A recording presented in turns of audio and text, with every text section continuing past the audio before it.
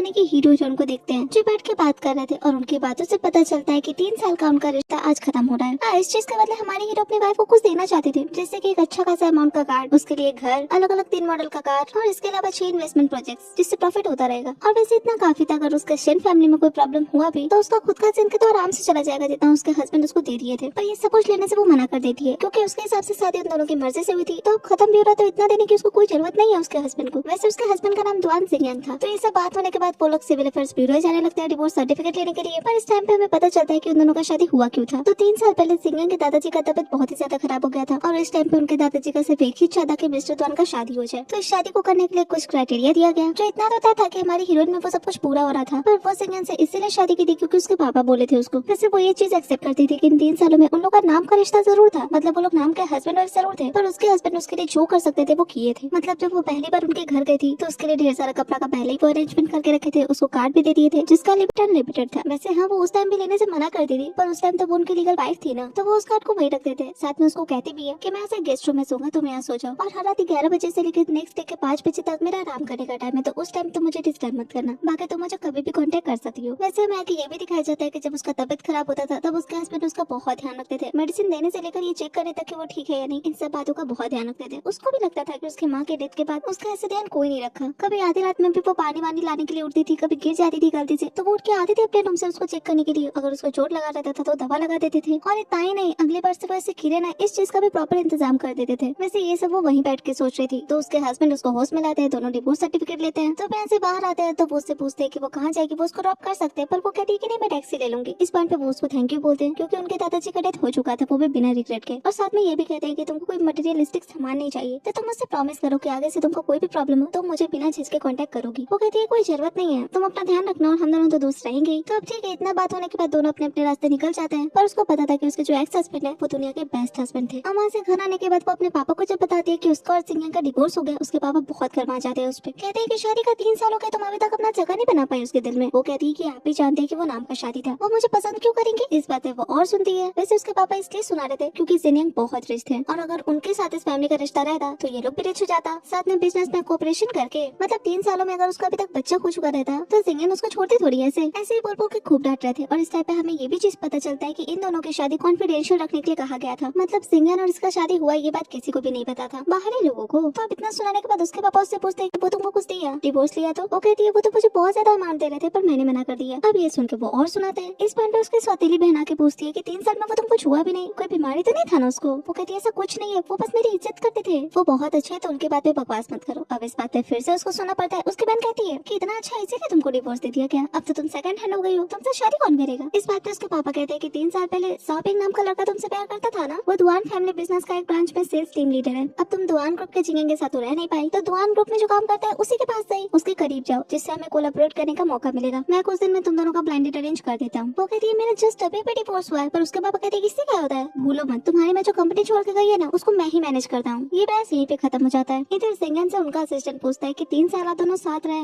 सच में ये रिश्ता खत्म हो गया? वो कहते हैं कि हमारी कन्वीनियंस की शादी थी और इसके अलावा वो कभी बोली नहीं है कि वो मुझे पसंद करती है। अब वैसे ये बात वो भी तो उसको कभी नहीं बोले थे, पर पता नहीं वो उसको प्यार करते थे या नहीं। पर जो भी तब अपने घर जाते हैं पानी पीने लगते हैं, वहाँ पे उनको एक स्टिकर दिखा है जो ऑब्वियसली उनकी एक्स वाइफ वहाँ पे लगाई थी जब वो लोग साथ रहते थे। तो ये सोच के उनको अपनी एक्स वाइफ का याद बहुत आता है। पर इस टाइम पे उनको अपनी एक्स वाइफ का एक ब्रेसलेट भी वहाँ पे मिल जाता है। अब नेक्स्ट जब वो अपने ऑफिस जाने के लिए रेडी हो रहे थे तब वो अपना ब्लैक कफलिंग्स ढूंढते हैं, जिसके बारे में किसी भी हाउस वाइफ को पता नहीं था क्योंकि उनका सारा सामान उनकी वाइफ ही अरेंज करके रखती थी। तो अब ये पूछने के लिए वो हिचकिचाते पे उसको कॉल करते हैं। वो कॉल उठाती भी है। वैसे वो उस टाइम ब्लाइंडेड पे आई हुई थी जाओ पेन के साथ। वो उससे अपने कफलिंग्स के बारे में पूछते हैं, वो उनको बताती है और उनको मिल भी जाता है। इससे ज्यादा उनमें कोई बात नहीं होता फिलहाल। पर वो शॉपिंग जरूर पूछता है कि कॉल आया किसका था। वो कहती है एक फ्रेंड का। तो वो लोग बातें करना शुरू करते हैं। वो कहता है कि मैं 3 साल पहले तुमको पसंद करता था पर तुम किसी और से शादी कर ली और अब तुमको धोखा मिला तो वापस से मेरे पास आई हो। वैसे तुम्हारे फैमिली का एसेट अच्छा है इसलिए मैं तुमसे शादी करूंगा, पर उसके बाद तुम्हें मुझे सर्व करना पड़ेगा। मुझे चाय पानी जो भी चाहिए होगा तुम मुझे दोगी और मेरा पैर हर दिन धोगी और मेरे फैमिली का भी ध्यान तुमको रखना पड़ेगा। और भूलना मत कि मैं तुम्हारे पापा के रिक्वेस्ट पे बस तुमसे शादी करने के लिए तैयार हुआ हूँ। तुम सेकंड हैंड हो। इतना बात सुनने के बाद भी वो कुछ नहीं बोलती। वो कहता है तुम्हारा एक्स अच्छा नहीं था क्या? कोई और भी रखे हुए था क्या बाहर? वो कहती है ऐसा कुछ नहीं है, वो अच्छे आदमी थे, मैं ही उनके लायक नहीं थी। तो अब ठीक है, वो उससे शादी करेगा ये तो तय हो ही गया था। इस पॉइंट पे उसको एक मैसेज आता है जिससे उसको पता चलता है कि उसको एक पार्टी में जाना है। तो वो इसको भी बोलता है कि तुम भी मेरे साथ चलना और थोड़ा ढंग का कपड़ा पहन के चलना। इतना बात होने के बाद वो भी वहाँ से चला जाता है। पर अब उसको ऐसा लगने लगा था कि ये बात सही बोला है, वो कुछ नहीं है। अब यहाँ से सीन शिफ्ट होता है उसी पार्टी पे। वो उसको लेके गया था अपने साथ। वहाँ पे उन लोगों को कॉफी दिया जाता है और ये बताया भी जाता है कि ये कॉफी लिमिटेड एडिशन का है जो दुआन फैमिली फैमिली सबको सर्व करने बोले। अभी दुआन फैमिली सुन के वो सोच में पड़ जाती है। इस पॉइंट पे उसका फियांसे उसको दुआन फैमिली के बारे में सब कुछ बताने लगता है, पर वो तभी कुछ नहीं बोलती। कॉफी पीती है तो उसको याद आता है जो पल वो जिंगा के साथ बिताई थी। वो यही कॉफी बना रहे थे और उसको सिखा भी रहे थे कि कॉफी बनाते कैसे। उस टाइम उसको समझ भी तो नहीं आया था कि उसके हस्बैंड उसको बता क्यों रहे हैं ये सब कुछ। मतलब वो दोनों मैरिड कपल नहीं है ना, तो ये क्वेश्चन भी करती है वो उनसे। इस बात पे वो कहती है कि भले तुम मेरे साथ सिर्फ 3 साल रहोगी, पर मैं चाहता हूँ कि इन 3 साल में तुम बहुत कुछ सीख लो। तो प्रेजेंट में यही सब सोच रही थी, तब अनाउंस होता है कि द्वान फैमिली के हेड आ रहे हैं और वो भी मिस वांग ली के साथ। अब उनके साथ एक लड़की को देख के वो समझ आती है कि हो सकता है जिंगे उनसे से शादी करना चाह रहे हो, यानी कि मिस वांग से। इधर शॉपिंग ड्रिंक लेके जाता है, उनको अपने बारे में बताता है। इस बार में मिस वांग उससे कहती है कि मेरे घर वापस आने की पार्टी है, तुम मेरे लिए नहीं आए हो यहाँ पे लगता है। अब ये सुनकर वो कहते हैं नहीं ऐसा नहीं है, और अपने फीमेल कंपेनियन को लेके आता है वहाँ पे। उसको लाकर जिगेंग से इंट्रोड्यूस करवाता है। इस टाइम पे हमें पता चलता है कि उसका नाम शेन चियानफान है, जिसे हम शेन ही बोलेंगे, और वो उसको अपने फियांसे पे बता रहा था। ये सुनकर जिगेंग को बिल्कुल भी अच्छा नहीं लगता। वो कहते हैं कि फियांसे। इस बात पर शेन कुछ बोलने वाली थी, तभी जाओ उसको डांटना शुरू कर देता है कि मैंने तुमको बोला कि बीच में बोलने के लिए, तो वो चुप हो जाती है। वैसे जिगेंग उसी को देख रहे थे, वो अपना पेट पकड़े थी और उसके बाद रेस्टरूम जाना चाह रही थी। वो चली जाती है, तभी जाओ कहता है कि लड़के लोग का कितना झमेला होता है ना। ये सुनकर उनको बहुत गुस्सा आता है, पर कुछ नहीं कहते, सीधे अपना फोन निकालते हैं और अपने असिस्टेंट को कॉल करते हैं कुछ लाने के लिए कहते हैं। इधर उसको पता चलता है कि उसका पीरियड से स्टार्ट हो गया है। वो शॉपिंग को कॉल करती है, पर वो कुछ सुनता नहीं है। वो सीधे कहता है कि जो बोलना है किसी और को बोलो, मैं बिजी हूँ, और कॉल काट देता है। अब वो बोले तो बोले कि इसको यही सोच रही थी। उस पॉइंट पे उसको कोई अपना सूट पहनाता है, और वो कोई और नहीं उसके एक्स हस्बैंड थे। वो उसको पैट पकड़ाते हैं और साथ में पूछते भी है कि वो बोला तुम उसके फियांसे हो, सच है क्या? वो कुछ नहीं कहती, पर वो कहते हैं कि मैं जानता हूँ वो आदमी मेरी कंपनी में ही काम करता है और वो अच्छा आदमी नहीं है, उस पर भरोसा नहीं किया जा सकता, तुम दोबारा सोचना। वो कहती है हमारा डिवोर्स हो चुका है, मेरे मैटर में पड़ने का आपको कोई जरूरत नहीं है। पर वो कहते हैं कि भले हमारा डिवोर्स हो गया, पर मैं नहीं चाहूंगा कि तुम जानबूझ के गड्ढे में गिरो। अब इस पॉइंट पे वो फिर से उनको कुछ बोलना चाह रही थी, पर इस टाइम पे मिस वांग वहाँ पे आ जाती है और वो उनको लेके जाती है, क्योंकि उनके पापा लॉबी में वेट कर रहे थे। और उन दोनों को इस तरीके से देख के वो समझ जाती है कि इन दोनों के पेरेंट्स भी राजी है इन दोनों की शादी के लिए। इधर तभी उसको शॉपिंग का मैसेज आता है कि तुम आ जाना, मैं जा रहा हूँ। अब ऐसे सीन शिफ्ट होता है नेक्स्ट डे। वो उनका सूट अच्छे से धो के प्रेस कर रही थी और सोच भी रही थी कि अगर उनका उससे शादी हो जाए तो अच्छा ही रहेगा, वो खुश रहेंगे, क्योंकि ये अपने आप को उनके लायक तो नहीं समझती थी। इसी पॉइंट पर उसके पापा आते हैं और बहुत अच्छे से उससे कहते हैं कि क्या वो पार्टी में वो तुमसे शादी करने के लिए तैयार है ना? वो कहती है मुझे वो अच्छा आदमी नहीं लग रहा है, मुझे क्या सच में उससे शादी करना पड़ेगा? ये सुन के उसके पापा का दिमाग गर्म। कहते हैं कि कितने लोगों से तुम मिली हो जो वो तुमको अच्छा आदमी नहीं लग रहा? मैं नहीं जानता, तुमको उससे शादी करना ही पड़ेगा। इस पॉइंट पर वो कहती है कि मैं जानती हूँ आप मुझे पसंद नहीं करते, और मेरी सतेरी माँ और बहन तो वो मुझे कभी भी पसंद नहीं करती। आपके सामने वो लोग मुझे कितना कुछ बोलते हैं, पर आप कुछ नहीं बोलते। पर शादी बहुत बड़ी बात है और मैं आपके बेनिफिट के लिए शादी नहीं करूंगी। इस बात पे तो उसके पापा सिर्फ डांटते नहीं है, उसको मारना शुरू कर देते हैं, बहुत पीटते हैं, और मारने के बाद उसको कह भी देते हैं कि जो कंपनी है ना तुम्हारी मैं मरने से पहले खड़ा करके गई थी, और सोच लो अगर तुम मेरी शादी नहीं करोगी तो तुमको इस कंपनी से कुछ भी नहीं मिलेगा। इस पॉइंट पे उसको चोट तो बहुत लगा था, पर अभी पे वो अपनी माँ के बारे में सोचती है। उसकी माँ का सारा संपत्ति ये कंपनी ही था, और वो सिर्फ खुद के बारे में सोच के अपनी माँ का अंतिम निशाने को बर्बाद नहीं होने दे सकती थी। इसी पॉइंट पे उसको जिंगन का मैसेज आता है कि तुम घर पे कुछ छोड़ दी हो, तो अगर तुमको ठीक लगे तो कल मिल सकते हैं। तो अब ठीक है, वो भी चाहती है नेक्स्ट टाइम से मिलने के लिए। पहले तो वो उनको उनका कपड़ा वापस करती है, उसके बाद उनका नजर उसके चोट पे चला ही जाता है। वो कहते हैं कि क्या चल रहा है, अच्छा जिंदगी नहीं चल रहा है कि तुम्हारा भी? वो बस अपना चोट कवर कर लेती है और कुछ नहीं कहती, पर हाँ वो काफी डरी डरी जरूर लग रही थी। इस बात पे वो कहती भी है कि तुम ऐसी कब हो गई? इन 3 सालों में तुम तो ऐसे बिल्कुल भी नहीं थी, इतनी डरपोक टाइप्स। और वैसे हमें इस टाइम पे उसका पास्ट भी दिखाया जाता है, जहाँ सच में वो काफी खुश थी, पर अब उसको क्या हो गया? सच में उसके साथ कोई परेशानी है क्या? वो कहती है नहीं ऐसा कुछ नहीं है। वो कहते हैं उस शॉपिंग से सच में शादी करोगी? वो कहती है हाँ, और झूठ मूठ का शॉपिंग का बड़ाई भी कर देती है ढेर सारा। पर वो शॉपिंग को डेफिनेटली उससे तो अच्छे तरीके से जानते थे, तो इसलिए वो उसका बात तो नहीं मानते। इस पॉइंट पे वो कहती है कि आप कुछ बोल रहे थे ना, मेरा सामान छूट गया है आपके घर पे, तो दे दीजिए। उस टाइम वो उसका ब्रेसलेट हाथ में ले रखे थे, पर कहते हैं कि नहीं मुझसे गलती हो गया था। और इसी के बाद वो उसको बताते हैं कि वो उसके अकाउंट में 10 मिलियन ट्रांसफर कर दिए हैं। ये पैसा कोई थैंक यू बोलने के लिए नहीं है, उसके इमरजेंसी के लिए है। वो कहती है कि हमारा डिवोर्स हो चुका है, पर वो कहते हैं कि इससे क्या हुआ, मैं बस एलिमनी पे कर रहा हूँ, और कोई बात नहीं, अगर तुमको इन पैसे का जरूरत नहीं है तो फ्यूचर में तुम मुझे भेज देना, पर फिलहाल के लिए प्लीज मना मत करो। तो अब ठीक है, इस पॉइंट पे वो कहती है कि घर पे पापा और शॉपिंग शादी के बारे में डिस्कस कर रहे हैं, तो मैं जाती हूँ। वो चली जाती है, पर जाते जाते वो उसको रोकती जरूर है। वो जाके उसको कहते हैं कि मेरा प्रॉमिस मत भूलना, मैं तुमको सब कुछ दे सकता हूँ, मैं तुम्हारे लिए कुछ भी कर सकता हूँ, अगर तुम्हारे साथ गलत हो रहा है तो मुझे बताओ। वो कहती है थैंक यू, पर हम लोग आज से नहीं मिले तो ही बेटर रहेगा। इतना बोलकर चली जाती है, पर उसके मन में चल रहा था कि वो सिंगम की लाइफ में कोई भी परेशानी क्रिएट करना नहीं चाहती थी। वो बस इतना चाहती थी कि उनका लाइफ शांति से बीते और वो मिस फांग से शादी कर ले। इधर उनको डेफिनेटली अच्छा नहीं लगा था उसके मुंह से ये बात सुन के, पर वो कुछ नहीं कहते। इधर वो घर पे आती है तो सच में शॉपिंग और उसके पापा ड्रिंक कर रहे थे, और उसके पापा शॉपिंग को कह रहे थे कि आगे चल के वो अगर तुम्हारा बात नहीं मानेगी तो उसको मारना, उस पर चिल्लाना कोई दिक्कत नहीं है, तुमको जो मन करे उसके साथ तुम कर सकते हो। ये सुनकर उसको बिल्कुल अच्छा नहीं लगता, वो परेशानी लगती है। इस पॉइंट पर उसकी बहन टोकती है, कहती है कि तुम्हारा हस्बैंड कब से तुम्हारा वेट कर रहा है। अब इस पॉइंट पे वो जाता है, उसको खींच के लेके आता है, कहता है कि इतना लेट से क्यों आई, मेरे पीछे किसी से मिल रही हो क्या बाहर? ये सब बोलकर उसको पकड़ लेता है, उसके बारे में उल जलूल बात करने लगता है। इस पॉइंट पे वो उसको धक्का देती है, जिससे वो बहुत गुस्सा जाता है। वो कहता है कि 3 साल तक किसी और के साथ सोई हो तुम, फिर भी मैं तुम्हारे साथ शादी कर रहा हूँ ना। वो कहती है बकवास मत करो। इस बात पे वो उसको और सुनाता है। इस पॉइंट पे उसके पापा ही कहते हैं कि इसको वाइन डाल के दो, अपने फ्यूचर हस्बैंड को ट्रीट कैसे करते हैं ये तुमको आना चाहिए ना। अब उसका मन तो नहीं था, पर उसकी माँ के नाम पे फिर से उसको धमकी दिया जाता है, तो कोई काम करती है, उसको ड्रिंक ऑफर करती है डाल के ग्लास में, पर वो जबरदस्ती उसी को पिला देता है और वो जल्दी से अपने रूम में भागती है। इधर उसके